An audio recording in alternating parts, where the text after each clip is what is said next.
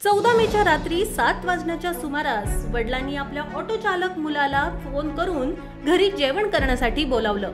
मुलाने देखील तासाभरात मी घरी येतो असा निरोप वडिलांना दिला, पण पुढच्या एका तासात विपरीतच घडलं। पैशाच्या देवाणघेवाणीवरून ऑटो चालक मुलाला चाकूने भोसकलं। रक्ताच्या थारोळ्यात पडलेल्या मुलाला हॉस्पिटलमध्ये नेण्यात आलं, पण उपचारादरम्यान त्याचा मृत्यू झाला। मृत पावलेल्या ऑटो चालक मुलाचं नाव सगनूर कुरेशी असं असून तो परभणीच्या जिंतूर येथील साठे नगरातील रहिवासी आहे। मिळालेल्या माहितीनुसार परभणीच्या जिंतूर शहरातील साठे नगर येथील 36 वर्षीय सगनूर उर्फ छगन कुरेशी हा वास्तव्यास होता। 14 मेच्या रात्री 7च्या दरम्यान तो शहरातील नॅशनल उर्दू शाळेच्या परिसरामध्ये आपल्या ऑटोसह उभा होता।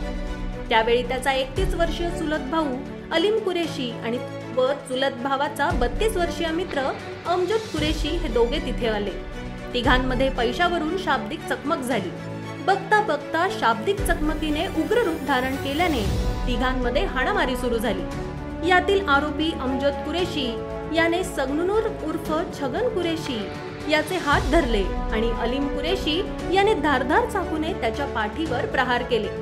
या घटनेत सगनूर उर्फ छगन कुरेशी गंभीर जखमी होऊन काही वेळ घटनास्थळावर रक्तबंबाळ अवस्थेत पडून होता।